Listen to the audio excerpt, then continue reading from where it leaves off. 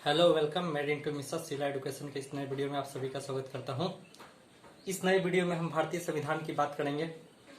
देखिए, पढ़ना हो तो आप एक बुक से भी पढ़ सकते हैं, पर सही यह है कि आदमी ट्यूशन या कहीं क्लास इसलिए पढ़ता है या ज्वाइन करता है क्योंकि उसको ये नहीं पता होता है कि उसे कितना पढ़ना है और क्या क्या पढ़ना है।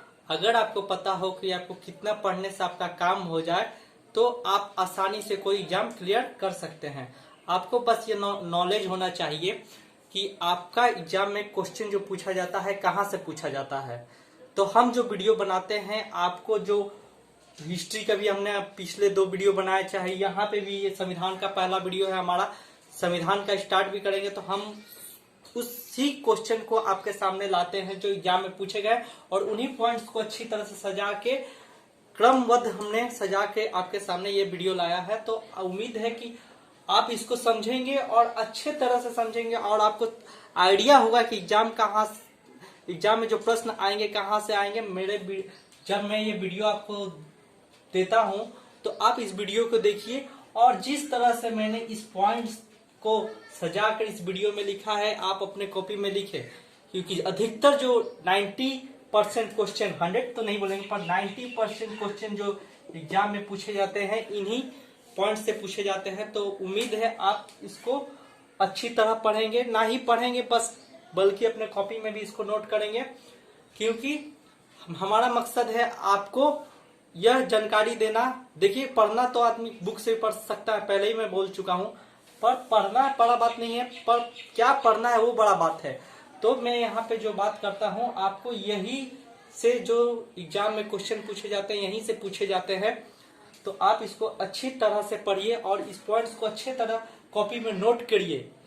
और क्योंकि आपके पास यह YouTube वीडियो है, ये नहीं है कि आपको एक बार नहीं ले पाए, बैक जाइए और उस वीडियो को बार बार देखिए और समझिए और लिखिए।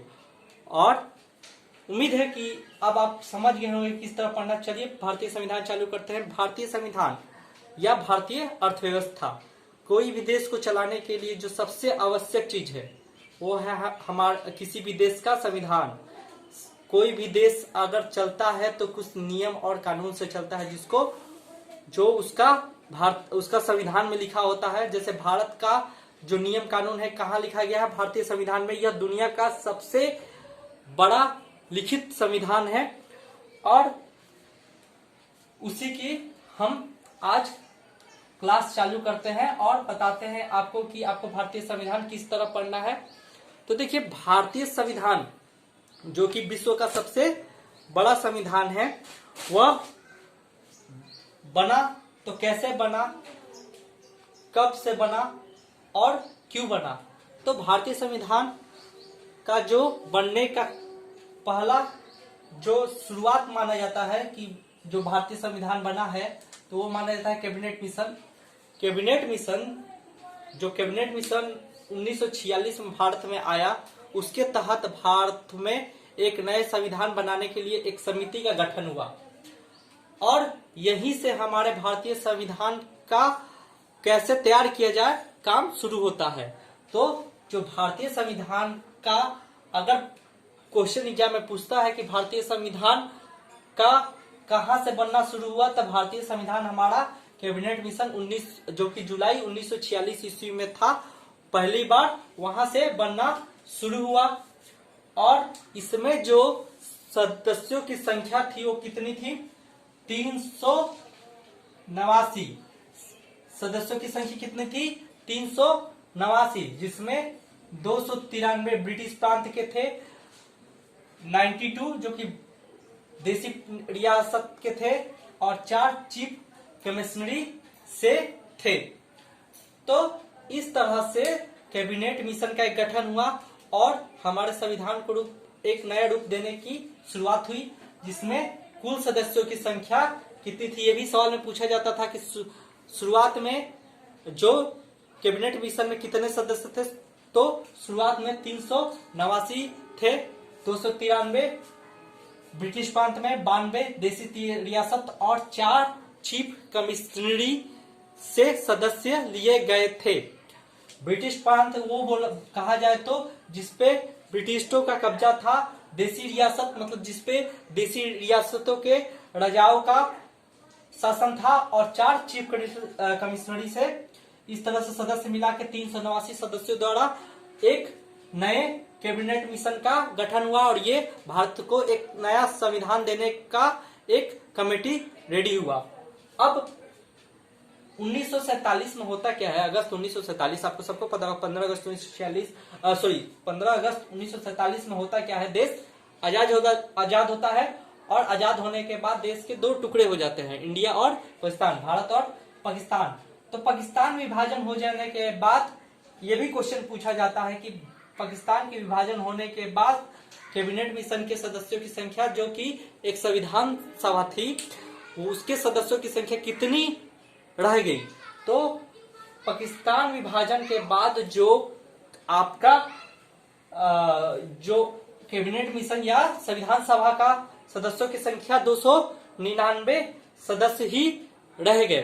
तो उम्मीद है आपको समझ में आया होगा कि भारतीय संविधान को रूप देने के लिए कैबिनेट मिशन, जो कि जुलाई 1946 में शुरू हुआ था, 389 सदस्यों के साथ ये शुरू हुआ था, पर देश आजादी के बाद यह जो पाकिस्तान अलग होता है उसके बाद जो सदस्यों की संख्या मात्र 299 रह गई। अब आगे की जानकारी लेते हैं। देखिए, जो इसमें सदस्यों की संख्या चुनी गई थी उसके भी तो कुछ नियम कानून होंगे कि किस तरह से लोगों को कैसे सदस्य चुना गया। तो प्रति 10 लाख पर एक सदस्यों की चुनाव हुई थी। तो यह भी क्वेश्चन पूछा जाता है कि कैबिनेट मिशन या संविधान सभा में जो सदस्यों थे उनकी चुनाव मनोनीत थी 10 लाख लोगों पर एक लोग को चुना गया था। दूसरा, जो कैबिनेट मिशन का पहला बैठक जो हुआ था, मतलब गठन हुआ कैबिनेट मिशन, और उसकी संविधान सभा की जो पहली बैठक हुई वो 9 दिसंबर 1946 में हुई। ये भी क्वेश्चन पूछा जाता है जो संविधान सभा का प्रथम बैठक था कब हुआ था, तो 9 दिसंबर 1946 ईस्वी को। अब उसके अस्थायी सदस्य, जो पहले जो सदस्य थे डॉक्टर सच्चिदानंद सिन्हा थे, जो एक अस्थायी सदस्य थे, जो अब बाद में अस्थायी सदस्य कौन बन गए, डॉक्टर राजेंद्र प्रसाद। तो संविधान सभा के अस्थायी सदस्य पूछा जाए तो डॉक्टर सच्चिदानंद सिन्हा, और अगर स्थायी अध्यक्ष की बात करें तो डॉक्टर राजेंद्र प्रसाद जी थे। सलाहकार समिति का अध्यक्ष भी, ये क्वेश्चन भी वेरी वेरी इंपॉर्टेंट, बहुत बार एग्जाम में ये सवाल पूछा गया। तो सलाहकार समिति का अध्यक्ष BN राव जी थे। BN राव, कितने लोग यहाँ पे भीमराव अंबेडकर मार के आ जाते हैं, तो इसको थोड़ा ध्यान रखिएगा। सलाहकार समिति की बात की है यहाँ पे। संविधान जो हमारा पारित हुआ कब, 26 नवंबर 1949 ईस्वी को हमारा संविधान सभा जो संविधान था वो पारित हो चुका था। पर जो संविधान लागू, जब देखिए 2 क्वेश्चन पूछता है, संविधान सभा कब पारित हुआ, संविधान सभा कब लागू हुआ। लोग कंफ्यूज में आकर क्वेश्चन को गलत मार देते हैं। संविधान सभा जो पारित होने का समय पूछता है, लोग 26 जनवरी 1950 मार के चले जाते। देखिए, मैंने भी यहाँ पे एक गलती कर दी है। तो लोग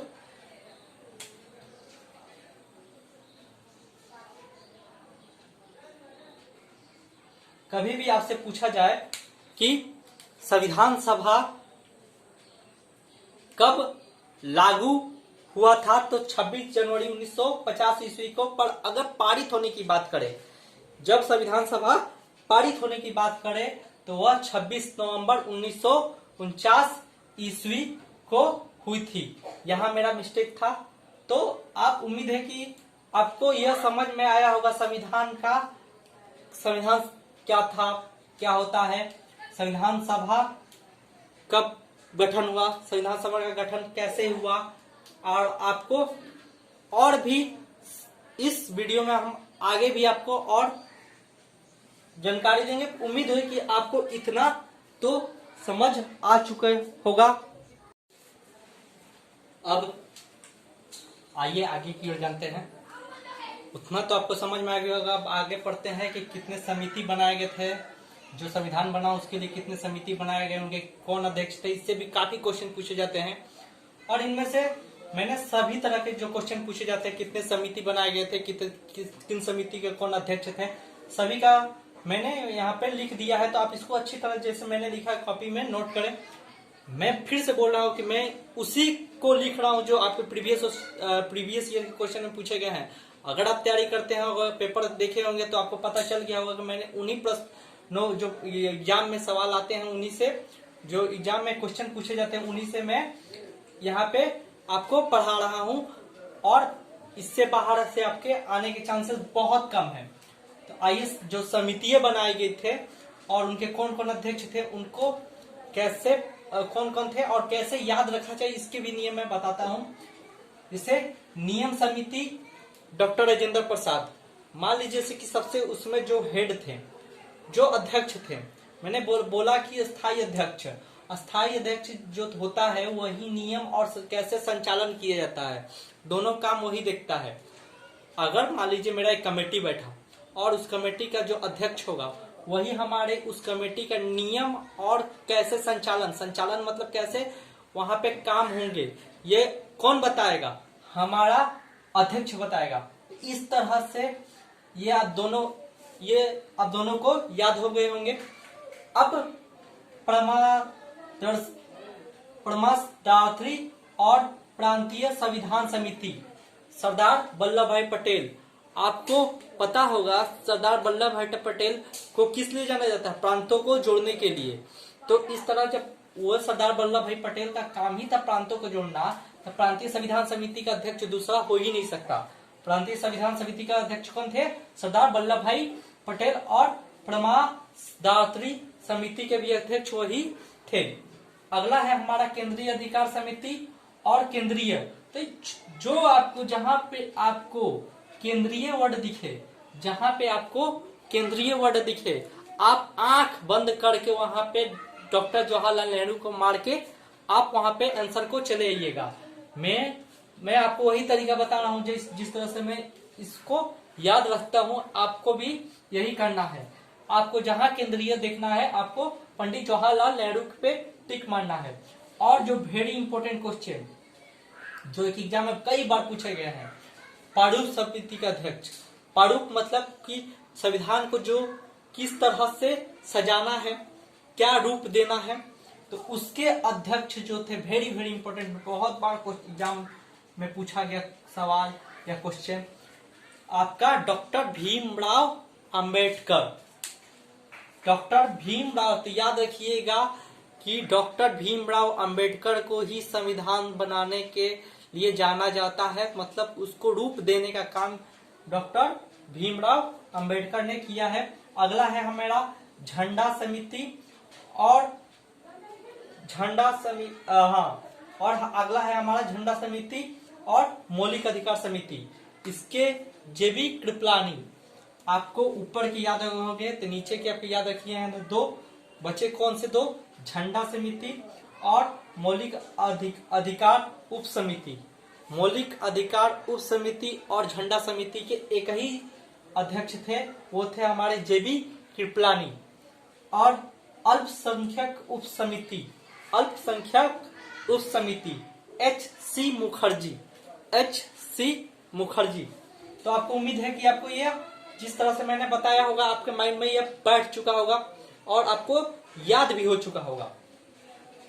अब अगला क्वेश्चन कि संविधान सभा बना, संविधान सभा बनने में कुल कितना समय ले लिया, ये भी एग्जाम में बहुत बार पूछा गया है। तो संविधान सभा जो हमारा बना उसमें कुल 2 साल 11 महीने 18 दिन आपके लगे। 2 साल 11 महीने 18 दिन। आपको पता है कि आपका जो हमारा कमेटी था, जो पहला अध्यक्ष हुआ था, जो पहली बैठक हुई थी, कब हुई थी? 9 दिसंबर को हुई थी। तो उस हिसाब से आपको, और हमारा जो 9 तारीख को हुआ था और कब खत्म हुआ ये भी सब मैंने आपको बताया। तो कुल जो समय लग चुका है आपको 2 साल 11 महीना 18 दिन। शुरुआत में 300, अब जो आपको पता है कि संविधान जब बना था, संविधान बनने के बाद उसमें कई बार संशोधन हुए हैं और संशोधन होते होते कई नियम जोड़े गए, कई कानूनें बनाई गई। तो जब संविधान बन के तैयार हुआ था तो उस वक्त उसमें 395 अनुच्छेद जो आज भी हैं, 22 भाग और 8 अनुसूचियां है और थी 8 अनुसूचियां थी, पर यह अब बदल के इनकी संख्या 12 हो चुकी है। तो इसके बारे में भी हम धीरे धीरे बात करेंगे और वादा है कि इस तरह से आपको संविधान पढ़ाया जाएगा कि आपको यह संविधान पूरी तरह याद हो जाए। उस तरीके से मैं आपको डिटेल में संविधान पढ़ाऊंगा और उम्मीद है आपको यह हमारा वीडियो पसंद आया होगा। आपको पता चला होगा कि हम आपको संविधान किस तरह से पढ़ाएंगे। संविधान ही नहीं, हम आपको हिस्ट्री, मैथ और कंपटीशन का कोई भी वीडियो बनाएंगे तो हम अपनी पूरी कोशिश करेंगे कि आपको पूरी डिटेल में पढ़ाई जाए। आधी अधूरी ज्ञान से कंपटीशन नहीं निकलता आज के जमाने में। तो हमारी यही कोशिश रहेगी कि हम आपको पूरा डिटेल दें, उस चैप्टर का एक एक चीज के बारे में आपको बताएं कहां से। और हमारा देखिए, आपने देखा होगा फ्रंट पेज पे जो आपने वीडियो खोलने के पहले लिखा रहता है प्रीवियस ईयर क्वेश्चनों के साथ।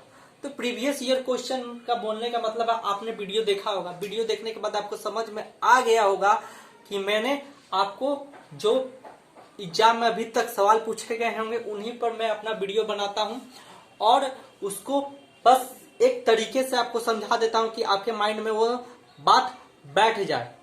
तो उम्मीद है आपको यह वीडियो पसंद आया होगा और अगर पसंद आया तो आप हमारे इस वीडियो को लाइक करें, ज्यादा से ज्यादा दोस्तों में शेयर करें और हमारे चैनल को अभी तक आपने सब्सक्राइब नहीं किया तो चैनल को सब्सक्राइब करिए। हम डेली आपके लिए कंपटीशन के लिए इस लॉकडाउन में एक या दो वीडियो छोड़ते रहेंगे और उम्मीद है कि हमारा चैनल में जो आपका वीडियो है, अभी मैंने 1-2 वीडियो मैथ के छोड़ा, फिर मैंने एक फिजिक्स का वीडियो छोड़ा, फिर हिस्ट्री का वीडियो छोड़ा, आज संविधान का वीडियो छोड़ा है और एक ज्योग्राफी का छोड़ने के बाद हम फिर वापस मैथ पे आएंगे और मैथ को इस बार चालू करेंगे तो कम से कम 4 वीडियो मैथ में, 4 से 2 से 3 कम से कम वीडियो बनाने के बाद ही फिर वापस हिस्ट्री या फिजिक्स की ओर बढ़ेंगे। और हम फिजिक्स साइंस जो ग्रुप है उसको पूरी डिटेल की तरफ, फिजिक्स को अलग, लाइफ को अलग और केमिस्ट्री को अलग, आपको पूरी तरह से पढ़ाने का कोशिश करेंगे। तो आप हमारा चैनल अभी तक सब्सक्राइब नहीं किया तो कृपया सब्सक्राइब करिए और डेली 1 से 2 वीडियो आपके इस यूट्यूब चैनल में आपके अपडेट कर दिए जाएंगे और आप देखिए। तो आज का वीडियो यहीं खत्म करते हैं। धन्यवाद।